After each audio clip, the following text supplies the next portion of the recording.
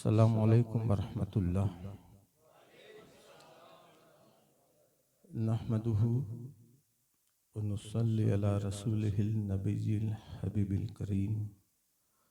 औज़ु बिल्लाहि मिनश शैतानिर रजीम। बिस्मिल्लाहिर रहमानिर रहीम। अला इन्ना औलिया अल्लाहि ला खौफुन अलैहिम वला हुम यहज़नून। आमन्तु बिल्लाह सदक़ल्लाहुल अज़ीम। एक मरतबा दुरूद पाक पढ़ लें।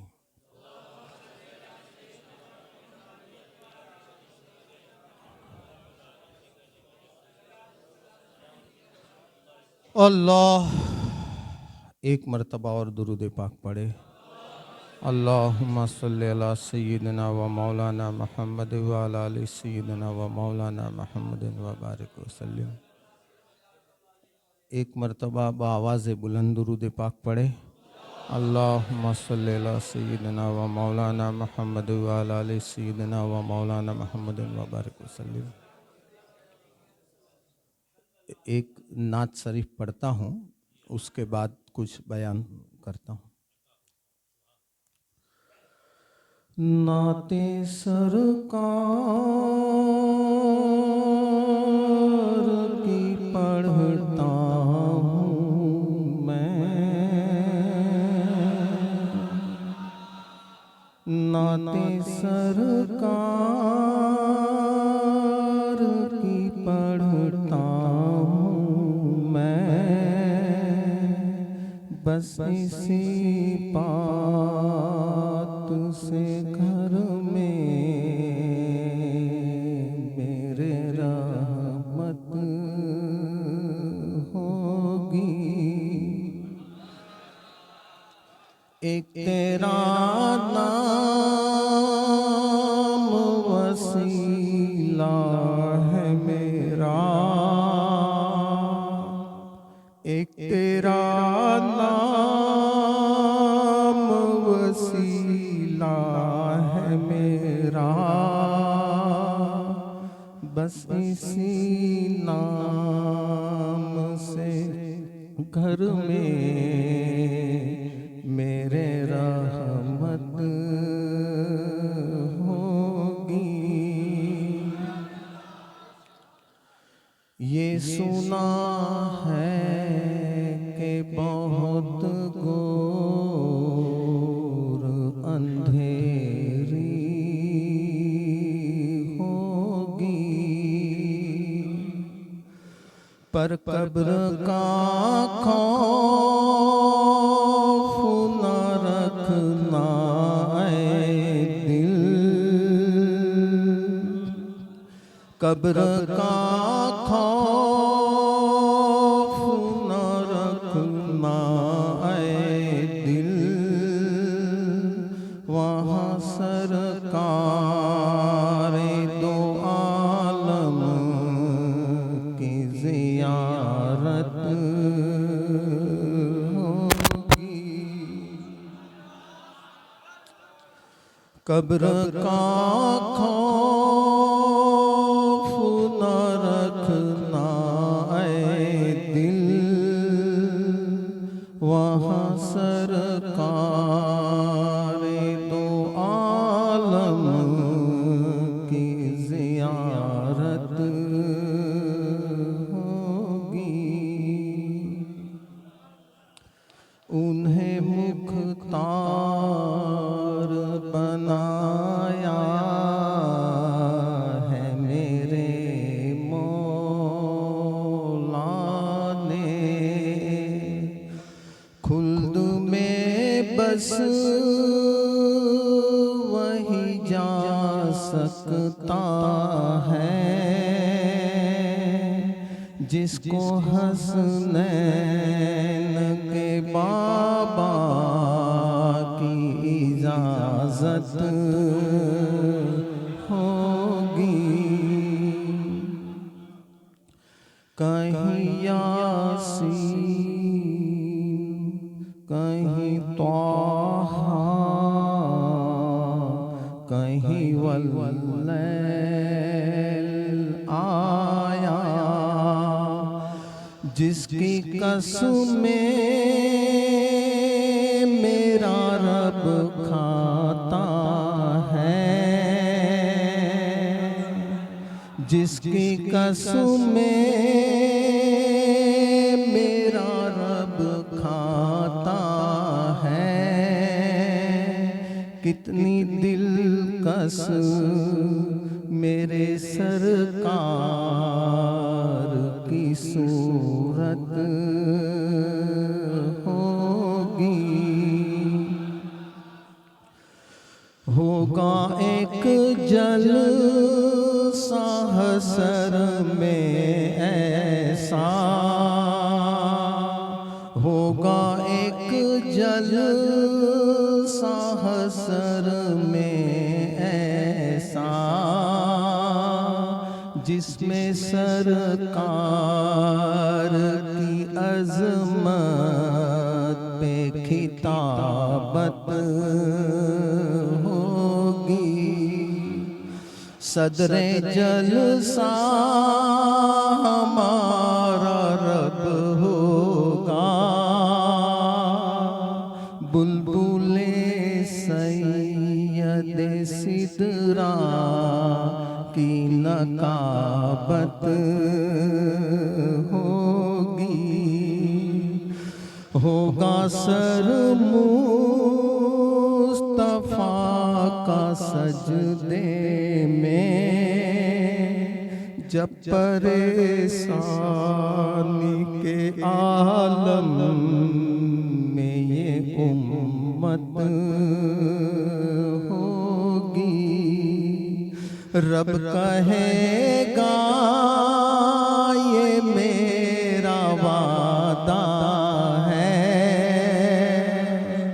रब कहेगा ये मेरा वादा है, उसे बख्शूंगा तेरी जिस में मोहब्बत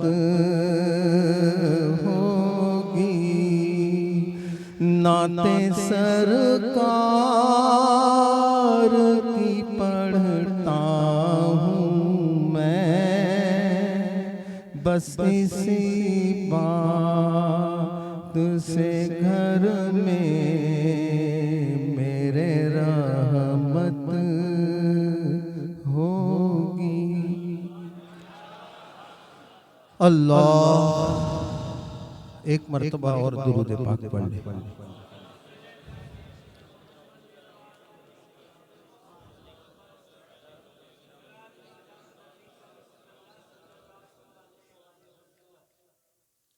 दरअसल आज वक्त मेरे पास बहुत थोड़ा है।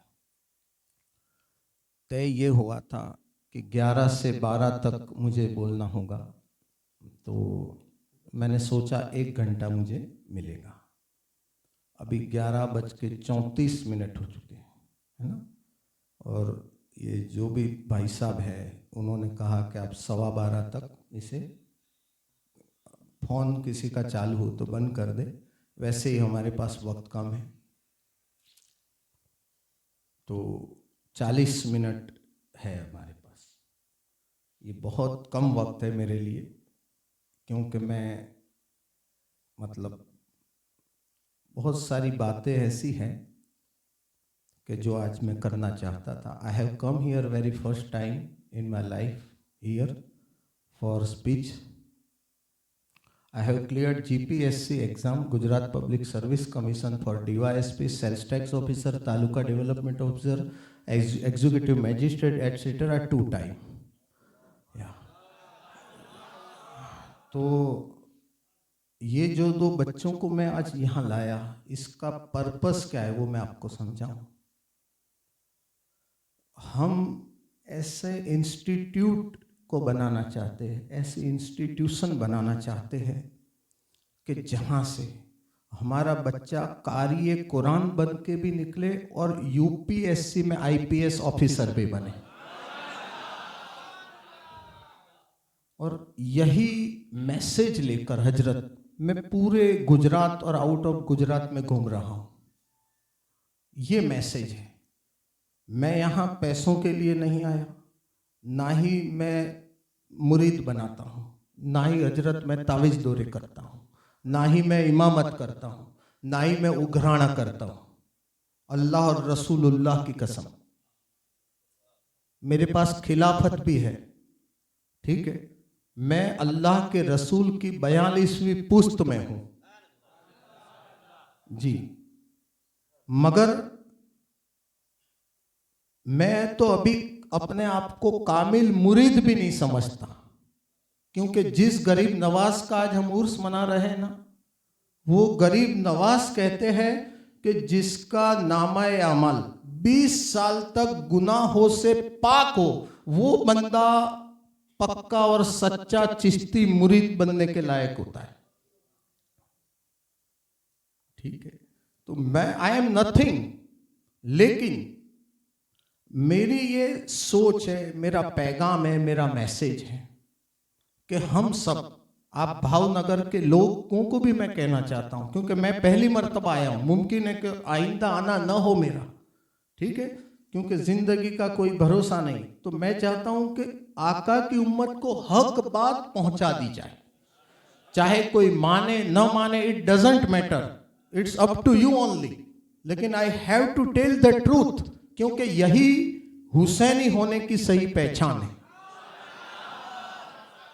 आप देखे करबला का झगड़ा क्या था, यही तो था ना, वरना आज जैसा कोई चालबाज इंसान होता तो वहां कुछ और बोलता, मदीना में कुछ और बोलता, कूफा में और बोलता, दमिश्क में और बोलता, मगर हुसैन ने कहा कि नहीं, हुसैन की दो जुबान नहीं हो सकती, है ना, वरना बात तो जुबान ही की थी ना, मगर हुसैन ने कहा कि नहीं, हमारा सब कुछ ले लो, लेकिन हुसैन ने जो स्टैंड लिया है ना, हुसैन और कयामत तक के तमाम हुसैनी अपने स्टैंड को कभी नहीं बदल सकते, अपना सब कुछ दे सकते, ये करबला का पैगाम है, और उन्हीं की नस्ले पाक में गरीब नवाज है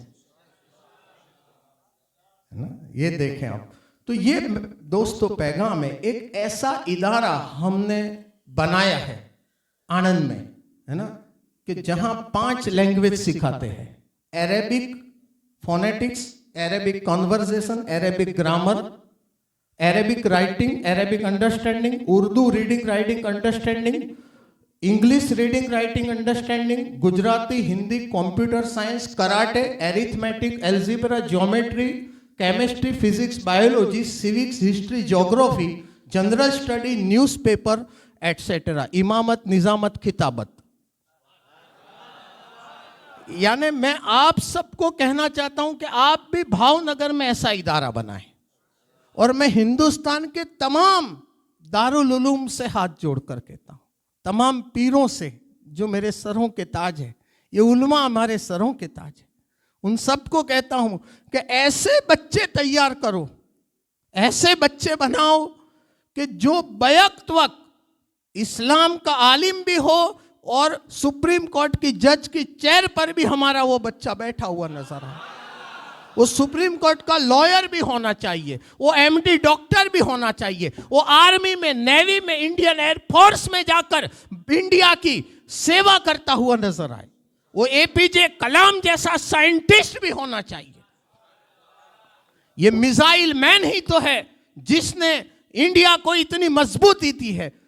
तो अल्लाह का मुसलमानों पर हमेशा से करम रहा है, गौसो ख्वाजा का करम रहा है, गरीब नवाज की नजर आपके साथ है। अल्लाह की इज्जत की कसम, हम भावनगर में जलसा कर रहे हैं, मेरा ईमान कहता है गरीब नवाज हमें देख रहे हैं, और मुझे ये कहने में कोई ताज्जुब और कोई मैं मुबालगा ना करूंगा अगर मैं ये कहूंगा कि मुमकिन है कि गरीब नवाज रूहानी तौर पर यहां हमें देखने के लिए आए। बड़ी लफ्जों की जिम्मेदारी के साथ कह रहा हूं, ना ही मैं मुबालगा रही कर रहा हूं, ना ही मुझे मुगालता लग रहा है ये कहने में, ये बड़ी जिम्मेदारी के साथ कह रहा हूं, लेकिन चंद बातें हैं वो शरीयत की पाबंदी की वजह से जुबान पर आ रही। ये जो मैंने कहा कि यहां जितने आप लोग बैठे हैं, अल्लाह की इज्जत की कसम, गरीब नवाज के जलसे में इससे ज्यादा फरिश्ते आए हुए, जिन्नात आए हुए हैं। इंसान को इसकी समझ कम है, जिन को ज्यादा है। फरिश्तों को ज्यादा है। तो दोस्तों, मैं ये आपसे कहना चाहता हूं कि ऐसे इदारे बनाए, ऐसे इदारे बनाए। हिंदुस्तान के तमाम दारुल उलूम और तमाम पीर खाने, तमाम खानकाएं ऐसे आइडियल इंस्टीट्यूशन बनाए जहां कॉम्बिनेशन हो दीनी और दुनियावी नॉलेज का, ताकि हमारे बच्चे जो दुनिया यहां से दारुल उलूम या इदारे से निकले वो मुसल्ले का मोहताज न बने। आज डॉक्टर का बच्चा चाहता है कि मेरा बच्चा डॉक्टर बने, चार्टर्ड अकाउंटेंट का बच्चा चाहता है कि सीए बने, एमबीए का चाहता है एमबीए बने, सीएस का चाहता है सीएस बने, ऑफिसर का चाहता है ऑफिसर बने, आईपीएस का चाहता है आईपीएस बने, आईएएस का बच्चा चाहता है आईएएस बने, मगर इमाम का बच्चा नहीं चाहता कि इमाम बने, इल्ला माशाअल्लाह। वजह क्या है? वजह मुसलमान समाज की अज्ञानता, जहालत, नादानी और इमाम को हकीर समझना, इमाम में से नुक्स तलाश करना, इमाम को लटकती तलवार पर रखना, यह वजह है। हिंदुस्तान के कोर्ट के या गवर्नमेंट के या बैंक के प्यून का और जो स्वीपर और क्लीनर वर्ग है उसका जितना सैलरी है उससे कम सैलरी हमारे इमामों का है। ये उमर फारूक थे जिसने कहा था कि अगर मुसलमान कौम को वकार अता करना होगा तो सबसे ज्यादा सैलरी इमाम को देना होगा। मगर आज उमर फारूक का वो पैगाम हम भूल गए। मैं लच्छेदार तकरीर करने का आदी नहीं, मैं शेरो शायरी करने वाला नहीं, मैं लफ्जों की तकरार करने वाला नहीं, मैं आपके कान के चस्के पूरे करने के लिए यहां नहीं आया हूं, मैं आपके ज़मीर को झंझोड़ने के लिए आया हूं। मैं कहना चाहता हूं कि इमाम की कदर करो, ये वारिसान अंबिया है, इनसे मुसाफा करना रसूल पाक से मुसाफे करने के बराबर। कोई भी जुमा खाली ना जाए, इमाम के साथ मुसाफा करो तो कम से कम कुछ हाथ में रखकर हदिया यहां दो और रसूलुल्लाह की बारगाह में हदिया पहुंचेगा तुम्हारा। इमाम की कदर करो, इमाम से मोहब्बत करो, उल्मा से मोहब्बत करो, ताकि ये उल्मा का सिलसिला बंद न होने पाए। वरना अच्छे उल्मा नहीं रहेंगे तो कौन नमाज जनाजा पढ़ाएगा तुम्हारी, कौन तुम्हारी मैयत को कब अंदर उतारेगा कब्र में, और कौन वहां दुआ करेगा। तो ये मेरी गुजारिश है, दिल का दर्द है, दुखड़ा है जो मैं सुना रहा हूं आपको। ये तकरीर नहीं सुन रहे, मेरा दर्द सुन रहे। मैं I am not professional orator और स्पीकर। तो इमाम की आप कदर करें। सादात अगर यहां कोई है तो सादात की कदर करें। अल्लाह के रसूल ने कहा था कि मेरे बाद मेरी आल के साथ मैं देखूंगा कि तुम क्या करते हो। तो सादात कहीं मिल जाए तो उसके नुक्स न तलाशे, मोहब्बत करे उससे। यार आका ने फरमाया कि मुझे तो देख, उसको कहां देखता है, निस्बत तो देख उसकी। तो बस ये पैगाम है। और दूसरा, आपस में लड़ना छोड़ दो, सिलसिलों की लड़ाई, ये वो है ये वो है, लड़ाई झगड़े छोड़ दो। अगर आप यूनाइट रहेंगे तो हम इसी में हमारी बका है, इसी में हमारी तरक्की है। वरना पैलेस्टाइन का हाल देखो आप, 80% मुसलमानों को बेघर कर दिया गया, दवाइयां नहीं है, पानी नहीं है। इसकी वजह यह है कि हम लड़ते रहे हैं। आज 55 से ज्यादा मुल्क है, मगर हमारे मुसलमान भाइयों को हम बचा नहीं सकते। इससे बड़ा दर्द क्या हो सकता है? इसकी जड़ में आप जाओगे तो ये हमारी आपसी फूटपाट है, ना इत्तेफाकियां हैं, और हमारा एजुकेशन से दूर होना है, टेक्नोलॉजी से दूर होना है। इराक क्यों तबाह हुआ, सीरिया क्यों तबाह हुआ, अफगान क्यों तबाह हुआ? आज यमन का हाल देखो, लेबनान का हाल देखो, चेचनिया को देखो, आप बर्मा में मुसलमानों का हाल देखो, श्रीलंका में देखो। दोस्तों सोचो, पैसे को जाया मत करो। फालतू की जो ट्रेडिशन है हमारी, फालतू के रीत रिवाज, आज चौथी है, आज तीजा है, आज पता नहीं क्या है, मेहंदी है, बरी है। दोस्तों, ये दो सेगमेंट में आपका पैसा लगाओ। एक एजुकेशन, बेस्ट एजुकेशन दो अपने बच्चों को, क्वालिटी इंस्टीट्यूशन बनाओ। एक क्लास में 20 बच्चे जहां सिर्फ हो, ऐसे इदारे बनाओ ताकि हम हमारे बच्चों को बेहतरीन एजुकेशन दे सके, ताकि ये आगे बढ़ चलकर ये बेहतरीन इंसान बने, देश के बेहतरीन नागरिक बने और देश पर बोझ बनने के बजाय देश का बोझ उठाने वाले बने, और ये देश की जरूरत बन जाए हमारे बच्चे। तो ऐसे बनाओ। और दूसरा सेगमेंट है हेल्थ सेक्टर। आपका पैसा अच्छी हॉस्पिटल बनाओ। हेल्थ में मुसलमान बहुत कम है, डॉक्टर बहुत कम है। सिविल हॉस्पिटल एशिया की सबसे बड़ी हॉस्पिटल है, मगर आप वहां जाओगे ना तो डॉक्टरों की नाम पढ़ोगे ना तो 100 डॉक्टर का नाम पढ़ोगे तो शायद एक मुस्लिम मिलेगा। तो ये हमारे लिए अच्छी बात नहीं है। कम से कम हम 100 में 15 डॉक्टर हमारे होने चाहिए, कम से कम कह रहा हूं। अभी एक भी नहीं है, मुश्किल से मिलता है। दूसरा, पिछले 2 साल से गुजरात में जो 50 लाख कमोबेश मुसलमान है ना, मेरी बात तवज्जो से सुनिएगा। 2 साल से एक भी मुसलमान का बच्चा यूपीएससी की एग्जाम पास नहीं कर पाया। 2 साल से इंडिया में हर साल कमोबेश 1000 पोस्ट यूपीएससी की भरी जाती है। यूपीएससी जो पास करता है वो आईएएस बनता है, आईपीएस बनता है, आईएफएस बनता है, आईआरएस बनता है और फिर आगे दूसरी पोस्ट है। इंडिया में से 25 मुसलमान बच्चे इस साल पास हुए, इंडिया में से मुस्लिम, मगर गुजरात का एक भी मुसलमान बच्चा पास नहीं हुआ है। तो इससे हमको सोचना चाहिए कि कहीं हम में खामी है। हमको हमेशा दिल खुला रखना चाहिए, है ना। और जितने दारुल उलूम में हम चलाएं इदारे, मगर साथ में इंग्लिश आप जोड़ें, मैथमेटिक्स पढ़ाए, एल्जिब्रा पढ़ाए, स्टैटिस्टिक पढ़ाए। ये हमारा विरसा है, ये हमारी अमानत है। मगर ये अंग्रेज और यहूदी की प्रोपेगंडे में मुसलमान कौम आ गई और उसने 2 भाग कर दिए।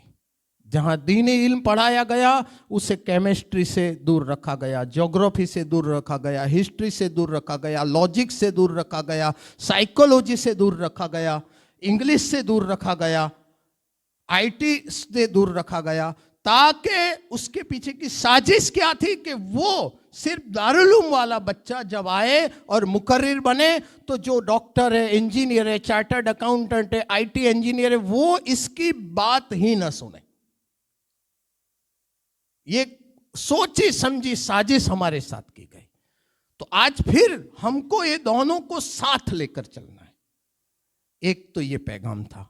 तो अब देखें, मैंने कहा ना कि बहुत कुछ मुझे बोलना है, बहुत कुछ। एक मैंने इमाम पर पैगाम दिया कि इमामों के साथ अच्छा सलूक करें। कोई भी जुमा के दिन जितने लोग यहाँ मुसाफा करें, यहाँ जो भी इमाम साहब हो, तो खाली हाथ मुसाफा ना करें। इसका एक वाक्य मैं सुना देता हूं ताकि आपको समझ आए कि ये चीज क्या है बेसिकली। उसका अगर कॉन्सेप्ट समझे आप तो मुमकिन है कि हमारे भावनगर के जितने अहले सुन्नत वल जमात के इमाम हैं उनके साथ आपका सुलूक पहले से बेहतर बनेगा। उसके बाद मैं गरीब नवाज की कुछ बातें मैं कर दूंगा, क्योंकि वक्त मैंने पहले ही कहा कि मेरा बयान 1.5 घंटे का जनरली होता है, मगर आज हाफ से भी और फिर दूसरे पॉइंट्स आज मुझे कहने थे हजरत, क्योंकि मैं पहली बार यहाँ आया, फिर मुमकिन है कि ना आना हो, तो मैं चाहता हूँ जो ज़रूरी बातें वो कर ली जाए, है ना। इसीलिए मैंने आपकी ये जो कुछ आपका वक्त बिगाड़ा या सुधारा वो अल्लाह ही जानता है, मगर मैं तो अल्लाह की रज़ा के लिए बोलना चाहता हूँ। ठीक है जी, हाँ, बस आप मुझे ऐसा थोड़ा वो दें तो मैं थोड़ा बात कर सकूं ना, है ना। आपने मुझे थोड़ा बांध दिया तो मैंने कहा यार, hey we have very short time, तो how can I express my thoughts. हाँ, तो एक मर्तबा आप दुरूद पाक पढ़ ले।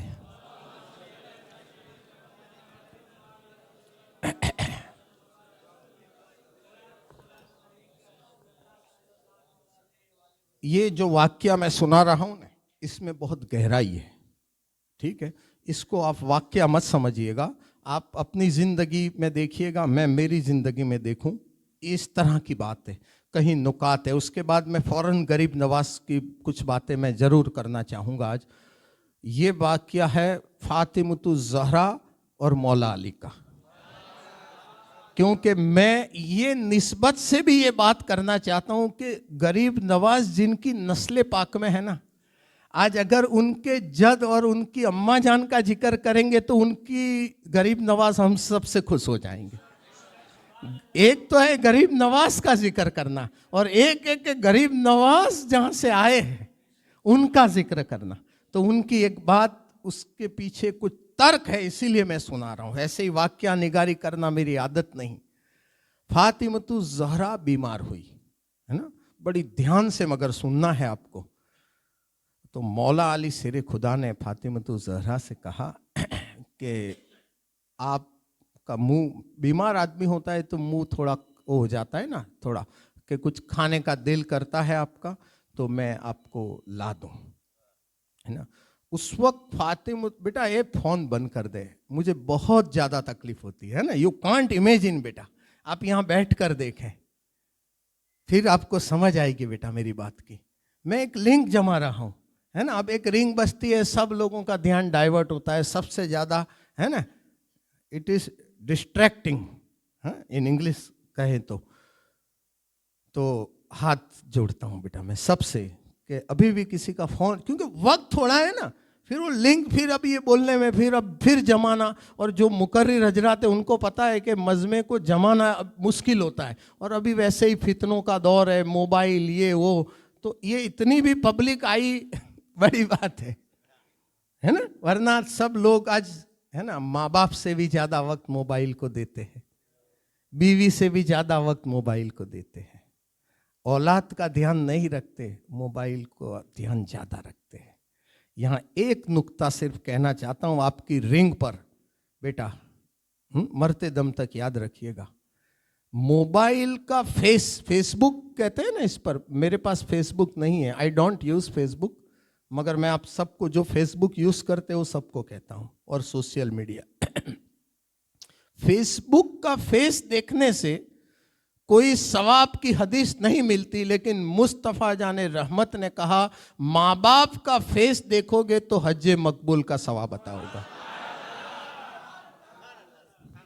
फेसबुक का फेस देखोगे तो मुमकिन है कि फेसबुक का फेस तुम्हें दोज़ख में पहुंचा दे, हैं, उसके पोर्नोग्राफी और उरियानी, फाहिशा और गंदे मनाजिर।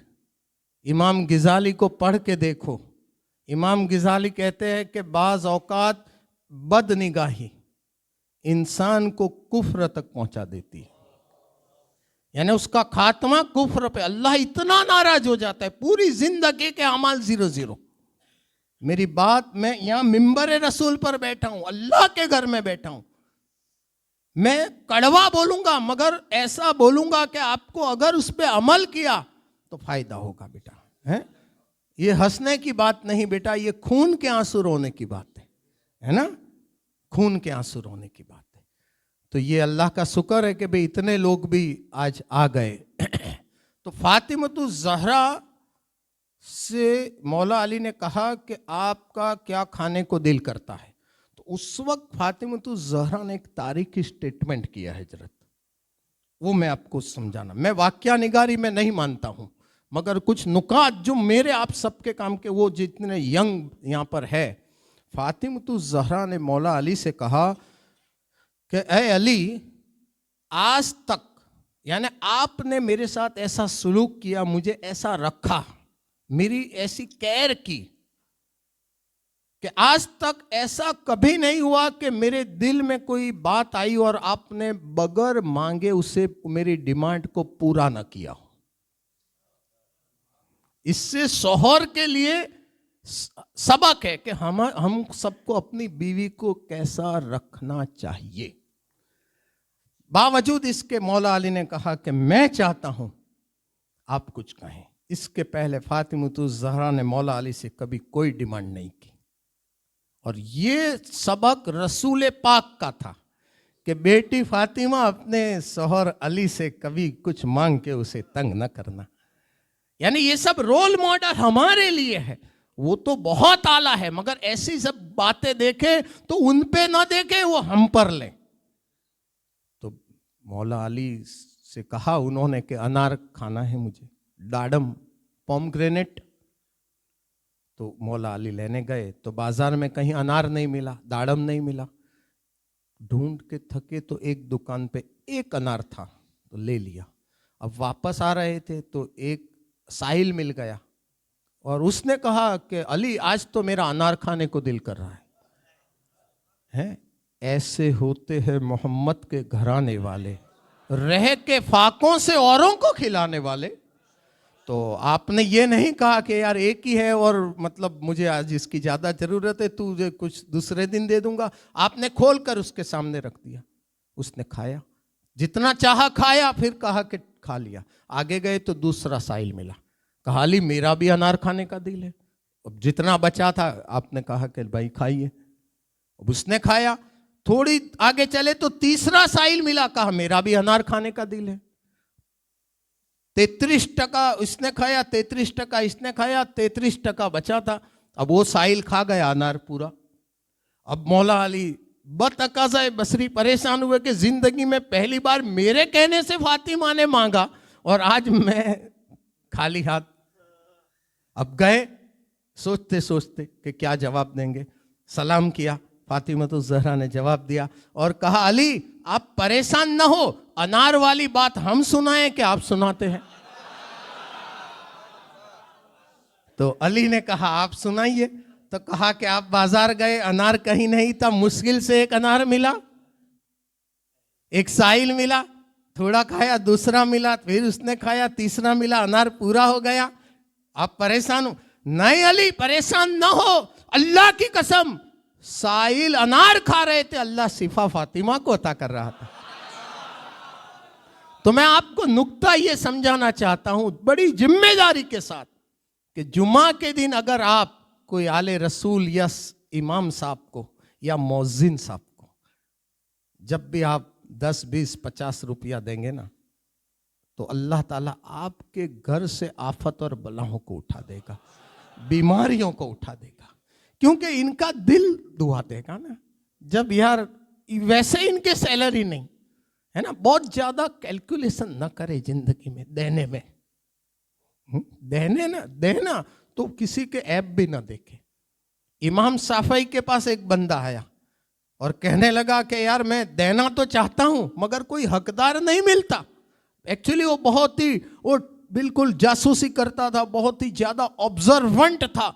तो ये नुक्स निकाल कर के यार ये देने लायक नहीं, ये देने लायक नहीं, ये देने लायक नहीं। तो इमाम शाफई ने कहा कि तुझे अल्लाह ने अनकाउंटेबल नेमतें दे रखी है, तू क्या इसका हकदार है? तो हम किसी को दे तो ये ना सोचे यार वो जाने, उसका अमल जाने, है ना। हमको बस अल्लाह की रजा के लिए, तो इसका फायदा बहुत है ना, बहुत फायदा है। अल्लाह की रजा के लिए करे, कोई भी काम करे अल्लाह की रजा और रसूलुल्लाह की रजा के लिए, कि अल्लाह रसूल हमसे राजी हो जाए, है ना। मकसूद तू है रजा तेरी, इलाही अपनी मोहब्बत और मारिफत अता फरमा। मकसूद तू है रजा तेरी, इलाही अपनी मोहब्बत और मारिफत अता फरमा। तो अब मैं गरीब नवाज सरकार के ताल्लुक से बात करना चाहता हूँ। जैसे ये इन्होंने एक शेर पढ़ा था, बराबर, उसके कॉन्टेक्स्ट में मुझे ये बात आई, उसके 3 हवाले देता हूं मैं। लाइफ में पहली बार ये बोल रहा हूं मैं। इसको जवाहरलाल नेहरू ने नकल किया है, इन्होंने, हाँ ठीक है, और एक P.W. आर्नोल्ड ने नकल किया है। और कौन सी किताब में? द प्रीचिंग ऑफ इस्लाम में। और तीसरा लॉर्ड कर्जन ने इसको अपनी डायरी में नकल किया है। जी, गरीब नवाज की शान अपने तो कहते ही है, मगर ये गैरों ने शान बताई है गरीब नवाज की।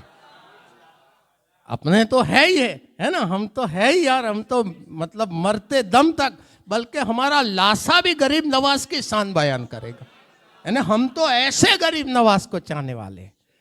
मगर जवाहरलाल नेहरू ने कहा कि हिंदुस्तान के सुल्तान मुगलों के टाइम पे भी गरीब नवाज थे, अंग्रेजों के टाइम पे भी गरीब नवाज है, और आज इंडिया आजाद हुआ तब भी हिंदुस्तान का सुल्तान गरीब नवाज है। यानी हम कहते हैं कि महाराजा है ख्वाजा, है ना, यह एक शेर आखिरी इस तरह की पढ़ा ना आपने। हाँ, तो ये बात यानी हम तो ये जवाहरलाल नेहरू ने, ये लॉर्ड कर्जन ने कही, जो इंडिया का बिल्कुल बड़ा ऊंची पोस्ट का गवर्नर था। और ये आर्नोल्ड जिसका कहा, उसने द प्रीचिंग ऑफ इस्लाम एक किताब लिखी है, उसमें उसने लिखा कि हिंदुस्तान में मैंने एक कब्र को लोगों के दिलों पे राज करती हुई देखी है, और वो गरीब नवाज सरकार की मजार मुबारक है। तो कितनी बड़ी बात है कि उन लोगों को भी अकल आई। ये बहुत बहुत बड़ी बात है। अब मैं एक दूसरी बात गरीब नवाज सरकार की, आज मैं सोच के आया था कि चंद ऐसी बातें आपसे शेयर करूं, मोहब्बत की बातें, है ना, कि बस यार गरीब नवाज सरकार से हमारा तांता जुड़ जाए, ये जो टावर मिल जाए, टावर, और फोन में टावर मिलता है ना, तो गरीब नवाज से आज छठी शरीफ है। अगर हमारा तांता जुड़ गया, और तेरी एक निगाह की बात है और मेरी जिंदगी का सवाल है, तो वो काम बन जाएंगे। अगर गरीब नवाज सरकार ने देख लिया ना, और इस पर भी एक बात कहता हूं आपकी निगाह पर, बख्तियार काकी और हमीदुद्दीन नागौरी, इनका कॉल है, ये खुद दोनों बड़े अल्लाह के वली हैं और गरीब नवाज सरकार के खुलफा में है, और आपको सबसे ज़्यादा गरीब नवाज सरकार के साथ रहने का सर्फ मिला है, यानी बहुत ज़्यादा क्लोज है ये। वो कहते हैं, बख्तियार काकी का ये अपनी किताब में लिखते हैं कि गरीब नवाज सरकार पर दो हालत रहती थी, दो में से एक, या तो वो जलाली हालत या तो जमाली। तो कहा वो जब कमरे में चले जाते ना अपने हुजरे में, और अगर हालत जलाल वाली होती, कैफियत जलाली होती, तो हम क्या करते, कमरे के बाहर, हुजरे के बाहर जो वहाँ के पत्थर है, पहाड़ी पत्थर, उसकी दीवार खड़ी कर देते। और जब गरीब नवाज सरकार बाहर आते, आपकी निगाह जब वो पहाड़ के पत्थरों पर पड़ती, वो रेजा रेजा हो जाते। ये जलाल है आपका। और कहते जब वो जमाल की कैफियत होती, गरीब नवाज सरकार मुसल्ले पर जैसे हजरत अभी आंख बंद करके बैठे थे ना, इसको कहते हैं मुराकबा। और ये कहां से आया, अबू बकर सिद्दीक से चला जी, ठीक है। ये मेरा थोड़ा सा एक करोड़वां भाग जैसा आप समझ ले, ऐसा हल्का सा थोड़ा बिल्कुल। तो वो यहाँ देखते गरीब नवाज, और बिल्कुल खामोश खामोश बैठते घंटों तक। फिर नमाज का वक्त होता ना, तो बख्तियार काकी क्या करते, ऐसे ऐसे हाथ लगाते कंधों पर, आपका बेटा कंधा लाओ, तो ऐसे ऐसे हाथ लगाते और कहते अस्सलात अस्सलात अस्सलात। ये कहते ना, तो गरीब नवाज आंख खोलते, और क्या कहते गरीब नवाज, कि मैं कहाँ था और तुम मुझे कहाँ ले आए। गरीब नवाज कहते मैं कहाँ था, तुम मुझे कहाँ ले आए। मगर गरीब नवाज फिर कहते, शरीयत की पाबंदी हर हाल में जरूरी है, चलो नमाज पढ़ते हैं। हालत जलाल में भी आपने कभी नमाज नहीं कज़ा की, और हालत जमाल में भी नमाज कज़ा नहीं की। तो जो गरीब नवाज के चाहने वाले हैं, उन्हें भी चाहिए कि कम से कम 5 वक्त नमाज की पाबंदी किया करें। तो फिर वो क्या कहते कि जब जमाल में होते और गरीब नवाज के सामने कोई आ जाता और आप आंख खोलते, जिसको जमाल की निगाह से देख लेते, अल्लाह की इज्जत की कसम, अल्लाह उस देखने वाले को विलायत अता फरमा देता, यानी वो वली बना देते। तो तेरी एक नजर की बात है और मेरी जिंदगी का सवाल है। इसीलिए हम कहते हैं कि यार गरीब नवाज, वो गौसे पाक का आलम क्या है, कि बंदा जा रहा है, गौसे पाक जा रहे हैं और वो डाकू ने दामन पकड़ा। दामन क्यों पकड़ा? उसकी नीयत थी लूटने की, चोरने की, छीनने की। अब इंसान बतकाज़ा बसरी, अगर अभी मुझे हजरत पीछे से ऐसे करेंगे तो मैं पीछे देखूंगा ना, मगर अल्लाह की कसम गरीब गौसे पाक ने पीछे नहीं देखा, दामन पीछे से खींच रहा है बंदा। गौसे पाक आसमान को देख रहे हैं और आसमान को देख के गौसे पाक ने कहा कि ए अल्लाह, जिसने भी अब्दुल कादिर का दामन पकड़ा है कयामत तक छूटने न पाए। अब ये गौसे पाक के जुमले निकले और अल्लाह ने उस डाकू को वली बना दिया। तो ये तेरी एक निगाह की बात है, मेरी जिंदगी का सवाल है। ये हमारे दिल उजड़ गए बदनिगाही की वजह से, गिबत की वजह से, अपने ही भाइयों के लिए बुग्स, कीना, जुबान पे कुछ, चेहरे पे कुछ, पीठ के पीछे कुछ। तो उनकी एक निगाह हो जाए, आज भी उनका पावर ऐसा ही है, बल्कि बढ़ता जा रहा है, बढ़ता जा रहा है। प्रॉब्लम हम में है, ये यहां लोचा है हमारे गंदगे हार्ट जो है ना, इस पे जंग चढ़ गया। तो अल्लाह से दुआ है, आज गरीब नवाज सरकार का दिन है, कि अल्लाह हमारे दिलों के जंग को धो दे तेरे हबीब का वास्ता। और गरीब नवाज का जो दिल तूने रसूलुल्लाह बनाया, और लाखों दिल गरीब नवाज की वजह से तूने रोशन कर दिए ईमान से। 90 लाख दिलों को मौला तूने रोशनी अता कर दी। उसी गरीब नवाज का वास्ता मौला हमारे दिलों को भी तू रोशनी अता कर दे। अभी जहां हमारा दिल जिस लेवल पे मौला, उससे भी कहीं ऊपर, इतना ऊपर हमारा दिल हो जाए कि मौला हम यहां देखें तो गरीब नवाज का दीदार कर ले, यहां देखे तो हम तेरे महबूब का दीदार कर ले। ये दिल के तांते गरीब नवाज से जुड़ जाए, गौसे पाक से जुड़ जाए, और मुस्तफ़ा जाने रहमत से हमारे जुड़ जाए, बराबर है, और मजबूत हो जाए। जुड़े हुए हैं तो और मजबूत हो। गौसे पाक से गरीब नवाज की मुलाकात हुई।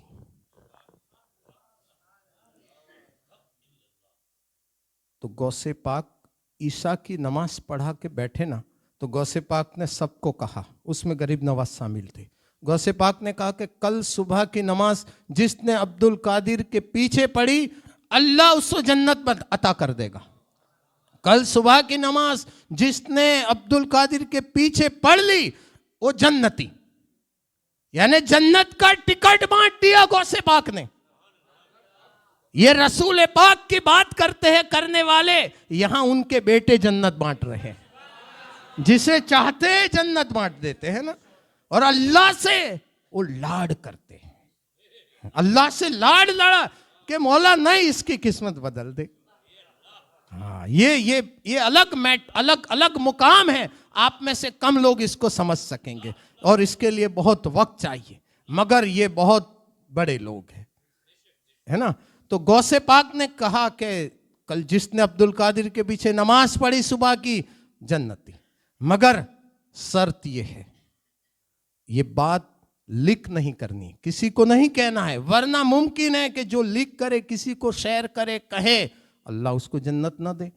अब आज दुनिया में अगर किसी को फ्लैट देना हम, और कहें किसी को कहेगा तो फ्लैट छीन लेंगे, तो किसी को नहीं कहेगा। और अब जन्नत तो किसी ने किसी को कहा नहीं, घर वालों को भी नहीं बताया, कहा यार अपनी जन्नत तो पक्की कर लो। इंसान तो स्वार्थी है ना, सेल्फिश है हम सब, वी आर ऑल सेल्फिश, सिवाय के औलिया अल्लाह। अब सुबह हुई, नमाज में गौसे पाक ने देखा तो मस्जिद भरी हुई, सैन भरा हुआ, गलियां भरी हुई, रास्ते भरे हुए, ईद से भी ज्यादा पब्लिक। तो गौसे पाक ने कहा कि इतनी पब्लिक जो ईद पे भी नहीं होती, जुमा पे भी नहीं होती, और सुबह में। कहा चल इतने सब लोगों को किसने ये बात पहुंचाई? तो सब तो खामोश रहे। कौन खड़ा हुआ? गरीब नवाज खड़े हुए, गरीब नवाज सरकार खड़े हुए, नीची नीची निगाहें, आंख से आंसू रहा, गर्दन झुकी हुई, बिल्कुल अदब का पैकर बन के खड़े हुए। कहा हुजूर मैंने। गौसे पाक ने कहा कि तुम्हें इतने लोगों को कैसे बताया तुमने, इतने सब लोगों को? कहा हुजूर पूरी रात सोया नहीं, पूरी रात बैठा नहीं, लेटा नहीं, आराम नहीं किया, एक एक घर गया हूं और कहा कल नमाज पढ़ लो गौसे पाक के पीछे और जन्नती बन जाओ। तो गौसे पाक ने कहा मोहिनुद्दीन, हसन मोहिनुद्दीन, वजह क्या? मैंने दूसरी बात भी तो कही थी कि मुमकिन है कि उसको अल्लाह जन्नत ना दे। तो उस पर जो गरीब नवाज सरकार ने बात की ना, बहुत बड़ी बात की, अगर वो हमें समझ आ जाए ना तो ये सब बहुत प्रॉब्लम हमारे सॉल्व हो सकते हैं। गरीब नवाज ने कहा हुजूर गौसे पाक मुझे मेरे नाना याद आए, रसूल पाक की याद आई कि मेरे नाना यही उम्मत के लिए पूरी पूरी रात अल्लाह से कहते थे कि अल्लाह मेरी उम्मत को माफ कर दे, माफ कर दे, बख्श दे, मेरी उम्मत को दोज़ख से बचा ले। मेराज में गए तो वहां हम में से तो कोई नहीं गया, मगर रसूल पाक के साथ हमारी याद गई लामक्का में। वहां अल्लाह ने पूछा कि महबूब गम किस बात का? कहा ए अल्लाह मेरी उम्मत का गम। जब दुनिया से जाने लगे मुस्तफ़ा सल्लल्लाहु अलैहि वसल्लम, उस वक्त जिब्राइल अलैहिस्सलाम आए, मलिकुल मौत अलैहिस्सलाम और जिब्राइल दोनों साथ में आए, सलाम करके आए, अंदर आने की इजाजत ली, अंदर आए दोनों। मलिकुल मौत खामोश है। आका पूछ रहे मलिकुल मौत क्यों आए, काम बताओ। तो खामोश, बोलने की हिम्मत नहीं, मलिकुल मौत को बोलने की हिम्मत नहीं। जिब्राइल अलैहिस्सलाम ने कहा या रसूल अल्लाह ये नहीं बताएंगे, मैं बताता हूँ। अदब के दायरे में रहकर जिब्राइल अलैहिस्सलाम ने बात की शुरुआत कैसे की? या रसूल अल्लाह अल्लाह पर सलाम भेजता है। एक बात कहना कुछ है, शुरुआत कैसे करते हैं कि या रसूल अल्लाह आपका रब आप पर सलाम भेजता है। कहा फिर जिब्राइल, कहा मेरा रब पूछता है कि महबूब से पूछो कि महबूब आना चाहते हो या रहना चाहते हो। आप सोचे ये मुकाम मुस्तफा है कि अल्लाह रजा चाहता है मुस्तफा की। यहां वलसौफ युतिका रब्बुका फतरदा, ऐ महबूब हम आपको इतना अता करेंगे कि आप राजी हो जाओगे। यहां मौत का मामला है, हर इंसान का जाना वक्त फिक्स है, किसी की इजाजत नहीं लेने की जरूरत। वो रब है, वो कादिर मुतलक है, वो समझ है। मगर मुस्तफा से प्यार इतना है, वो हबीब है अल्लाह का, कि अल्लाह पूछ रहा है कि मेरे महबूब से पूछो कि महबूब दुनिया में रहना चाहते हो या आना चाहते हो। Choice is yours. एक दूसरा मौका आज मुझे याद आ रहा है आका का, इस पर सूफिया ने जबरदस्त कलाम किया है। ताइफ के मैदान में जब मुस्तफा जाने रहमत पर पत्थरों की बरसात हुई, मुस्तफा जाने रहमत का जिस्म अक़दस लहूलुहान हो गया। आका अलैहिस्सलाम बैठे, उस वक्त फरिश्ते आए, वो पहाड़ का फरिश्ता आया, हवा का आया, जिब्राइल आए और आकर पूछने लगे कि हम अल्लाह से इजाजत लेकर आए हैं कि इस बस्ती को अल्लाह से पूछा कि तबाह कर दी जाए। अल्लाह ने कहा कि मेरे तरफ से ग्रीन सिग्नल है, कर दो। मगर अल्लाह ने कहा है, जिब्राइल ने कहा कि या रसूल अल्लाह, अल्लाह ने कहा है कि मेरे महबूब से पूछ लेना, मेरे महबूब से पूछ लेना। अगर मेरा महबूब यस कह दे तो मैं तो हां कह चुका हूं।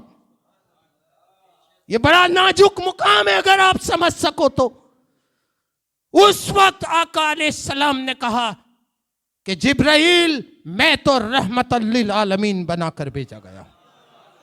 ऐसी हालत में भी आका ने दुआ की कि ए अल्लाह ये ईमान न लाए तो इनकी नस्ल ईमान ले आएगी। अगर ये खत्म हो जाएंगे तो फिर ईमान कौन लाएगा, यानी नस्ल चलेगी ही नहीं। तो इस पर सूफिया कलाम करते हैं कि मेरा रब जब काफिरों को अजाब देने से पहले मुस्तफा की रजा देखता है, तो कल कयामत में हुजूर का कलमा पढ़ने वाले होंगे। उस वक्त अल्लाह कहेगा महबूब क्या करे, तो उस वक्त आका कहेंगे कि अल्लाह इनके जुर्म इनकी जगह मैं मानता हूं कि एक गुनहगार है, मगर मेरा आना देखा जाए। मौला तूने न कहा था वला सौफ युती का रब्बु का फतरदा, तो मौला मेरी खुशी तो इसमें है कि मेरे गुनहगारों को तू माफ कर दे। पूरी जिंदगी आप आका की देखे, एक हदीस आप मुझे बता दे कि आका ने कहा हो कि सजा दो। आका ने कभी नहीं कहा। आका ने अल्लाह से कहा माफ कर दे, मौला भूल हो गई इनसे, माफ कर दे, माफ कर दे, माफ कर दे। तो अब गरीब नवाज कहते हैं गौसे पाक से कि मेरे नाना जान ने पूरी जिंदगी उम्मत की मगफिरत चाहिए, उम्मत की नजात चाहिए, उम्मत की बख्शिश चाहिए। या रब्बे हबले उम्मती कहते हुए पैदा हुए। रब ने फरमाया कि बख्शा अस्सलात वस्सलाम। कहा कि अब एक मोइनुद्दीन, अगर अल्लाह चाहे और अगर अल्लाह मुझे दोज़ख भी दे उसके मर्जी, मगर ये इतने सब लोग आज जिसने हुजूर आपके पीछे नमाज पढ़ी वो जन्नत में जाएंगे, तो मेरे नाना रसूलुल्लाह की मुझे रजा हासिल हो जाएगी। कितना बड़ा दिल है गरीब नवाज का। अपना नहीं सोचा है ना, किसी ने नहीं सोचा कि सबने अपना सोचा, गरीब नवाज ने उम्मत का सोचा। तो गरीब नवाज की सीरत बता रही है कि हमें सेल्फिश नहीं बनना है, हमें हुजूर की उम्मत का ख्याल करना है, फिक्र करनी है। जितना हो सके हमें लोगों के लिए नफ़ा बख्श बनना है, फायदेमंद बनना है। किसी के लिए अवरोध खड़े नहीं करने हैं, ऑब्स्टेकल नहीं बनना है। हमें जिंदगी में किसी के ब्रिज बनना है, दीवार नहीं बनना है। 12-18 हो गई उनके हिसाब से जो उन्होंने वक्त दिया था, और 5-1 मिनट एक और अल्लामा इकबाल का बड़ा प्यारा वाक्या मुझे याद आया। अल्लामा इकबाल से मुझे बहुत मोहब्बत है। इनको बहुत कम लोग समझ सके हैं। एक अल्लामा इकबाल भी ऐसे है, आला हजरत भी ऐसे है जी। मैं जिम्मेदारी के साथ कह रहा हूँ, मैं तासुब भी नहीं करता, आई एम न्यूट्रल पर्सन। हाँ, अल्लामा इकबाल का ये वाक्या उनके खादिम ने बताया है। अभी उनके खादिम गालिबन जिंदा होंगे तो 80 साल के ऊपर की उम्र उनकी होगी, कम से कम होगी, मगर ये वाक्या उनके खादिम ने जो उनके साथ उनके घर रहते थे उन्होंने ये नरेट किया है। फिर किताबों में भी आया, मगर सबसे पहले इन्होंने बताया। किसी ने उनसे पूछा कि अल्लामा इकबाल के साथ आप बहुत ज़्यादा रहे हो, तो कोई ऐसी बात बताओ कि जो अजीब बात हो। तो उन्होंने कहा कि एक मर्तबा ऐसा हुआ कि रात को उस ज़माने में लाहौर में गालिबन इनका घर है, अभी भी है अल्लामा इकबाल साहब का। इंडिया अखंड था, भारत और ये अपना पड़ोसी मुल्क अलग न हुए थे, एक थे, उस वक्त की बात है गालिबन ये। तो कहा रात को मेहमान आए, बहुत खूबसूरत, बहुत खूबसूरत। कहा इतने खूबसूरत मैंने पहले कभी इंसान को नहीं देखा था। मैं सोचने लगा कि वो अंदर आए तो कमरा रोशन हो गया, और अल्लामा इकबाल इतनी आजिज़ी करने लगे उनके साथ कि मैंने अल्लामा इकबाल को इतनी आजिज़ी करते हुए कभी नहीं देखा था, क्योंकि वो भी एक वकार वाला बंदा है। कहा वो खुद मतलब वो बर्तन धोने लगे अल्लामा इकबाल। कहा कि और मुझे कहा कि जाओ लस्सी ले आओ। तो मैंने कहा यार रात को 1-2 बजे कहाँ लस्सी मिलेगी। कहा आप बाहर जाओ मिल जाएगी। मैं बाहर गया, एक खोमचा लगा हुआ था, तो वहाँ एक नूरानी शकल वाले वहाँ भी बुज़ुर्ग। मैं सोचने लगा कि यहाँ भी इतने नूरानी शकल वाले बुज़ुर्ग और ये लस्सी का खोमचा। मैंने उनसे कहा कि लस्सी दे दो, तो उन्होंने दी। मैंने कहा पैसे, कहा कि पैसे नहीं चाहिए, अल्लामा इकबाल के साथ हमारे ताल्लुक़ है, हम देख लेंगे, आप जाओ। अब वो लस्सी लेकर बंदा आया और लस्सी अल्लामा इकबाल ने कहा कि मैं पेश करता हूँ। लस्सी पी, बातें करते रहे। फिर थोड़ी देर मतलब गुजरी और वो बाहर गए। मैंने दौड़ के देखा कि यार देखूं कि ये कौन सी तरफ जा रहे हैं। कहा अल्लाह की कसम, बोले एक कदम हमारे यहाँ तो दूसरा रखा तो गली के उस पार, और फिर वो गायब हो गए। तो मैं हैरत ज़दा, फिर मैं दौड़ के वो खूमचे वाले के पास गया तो ना खूमचा था ना वो बुजुर्ग थे। तो मैं और एकदम कंफ्यूज हो गया कि यार ये सब क्या माजरा है, अजीब हो गया। अल्लामा इकबाल के पैर पकड़े, मैंने कहा हुजूर ये क्या है, कभी इतनी रात को कोई मेहमान आता नहीं और ये यहाँ तो लस्सी वाला होता नहीं, ये सब मुझे समझ नहीं आता। अल्लामा इकबाल ने कहा कि ये राज है, राज रहने दे। तो कहा कि हुजूर पूरी ज़िंदगी आपकी खिदमत की है, प्लीज़ मुझे बता दें। अल्लामा इकबाल ने कहा एक वादा कर, मेरी जब तक मैं हयात हूँ किसी को मत बताना। तो मैं बताऊं? उसने कहा वादा करता हूँ हुजूर आपके हयाती में न बताऊंगा। कहा ये जो आए वो गरीब नवाज थे, और ये जो कहा खूमचा जा था वो दाता गंजबख्श अली हुजवेरी थे। तो दोस्तों और एक वाक्य मुझे याद आता है, ये वाक्य जमालुल औलिया किताब में लिखा गया है। इसके राइटर का नाम यहाँ मैं इंटेंशनली नहीं ले रहा, ठीक है हजरत, लेकिन ये मैंने एक किताब का नाम ऐसे ही बता दिया। उसमें ये वाक्य नरेट किया गया। ये आखिरी बात, फिर मैं बस बयान को पूरा करता हूँ क्योंकि वक्त गालिबन पूरा हो चुका है। हाँ, गरीब नवाज का जहाँ सहन है, ये बात बहुत पुरानी है और ये जमालुल औलिया किताब में है कि वहाँ एक कव्वाली पढ़ रहा था। वो कव्वाली का मतलब ये था, वो गरीब नवाज को ऐसा शिकायत कर रहा था कि आप यानी गरीबों की सुनते नहीं हो तो फिर गरीब नवाज कहलाते क्यों हो। यानी वो भी मोहब्बत में, आप समझे मेरी बात, आदमी मोहब्बत होती है ना, हर एक का अपना अपना अंदाज होता है। तो वो क्या कह रहा था कि आप गरीब नवाज कहलाते क्यों हो जब गरीबों की सुनते नहीं हो। तो अब यही रिपीट रिपीट रिपीट कर रहा था। तो वो क्यों रिपीट कर रहा था, उसकी वजह है कि उसकी 2 या 3 बेटियां थी, उसको पैसों की ज़रूरत थी, तो उसका काम बन नहीं रहा था। तो वो गरीब नवाज को ऐसे अपने दिल का दुखड़ा सुना रहा था। तो एक बुजुर्ग आए, हाथ में पैसे दिए, और ये वो जमाना था जब निज़ामुद्दीन औलिया महबूब इलाही हयात ज़ाहिरी में थे। ये उस जमाने की बात है ना। गरीब नवाज ने खिलाफत दी बख्तियार काकी को, बख्तियार काकी ने बाबा फरीद, बाबा फरीद ने निज़ामुद्दीन। तो ये निज़ामुद्दीन औलिया का दौर है बज़ाहिर। तो वो ये जब वो पैसे देकर वो चले गए, जो भी दिया, तो उसके बाद वो बुजुर्ग तो चले गए, निज़ामुद्दीन औलिया उस महफिल में बैठे थे। तो वो खड़े हुए और कव्वाल का हाथ चूमा। तो मुरीद हैरान कि यार निज़ामुद्दीन औलिया, आप देखे वली सिंगुलर है और निज़ामुद्दीन का नाम लेते तो हम कहते वली नहीं, ये औलिया है। अब समझो ये नुक्ता, कि एक हो तो वली ना, तो निज़ामुद्दीन औलिया क्यों? क्योंकि ये हजारों वलियों के बराबर एक वली, यानी इतना ऊंचा मुकाम है। तो कहा यार हमारे पीर ने हाथ चूमे, वो भी गवैये के कव्वाल के। तो निज़ामुद्दीन औलिया से पूछा मुरीदों ने कि हुजूर आपने इनके हाथ चूमे, ये इसके? तो कहा निज़ामुद्दीन औलिया ने कहा कि जब इसने दिल की गहराई से कहा ना, वो तकरार की कि आप गरीब नवाज हो, यानी गरीबों की मदद नहीं करते, तो गरीब नवाज कहलाते क्यों, कहलाते क्यों, कहलाते क्यों? तो कहा कि तुमने जो शख्स को आते देखे वो और कोई नहीं, खुद गरीब नवाज सरकार थे।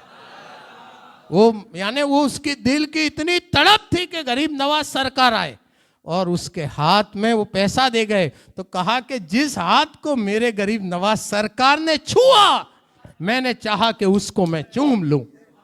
ये तो निस्बत वाले लोग हैं ना।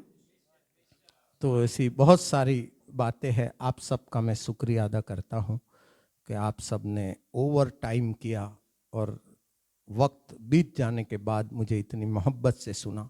हजरत ने मुझे इतनी इज्जत दी। ये सब उल्मा है, कोई सादात है और बहुत अच्छे अच्छे लोग हैं, और सब ने मुझे सपोर्ट किया और रिस्पॉन्स किया। अल्लाह ताला आप सबको इसका अजर अजीम अता फरमाए।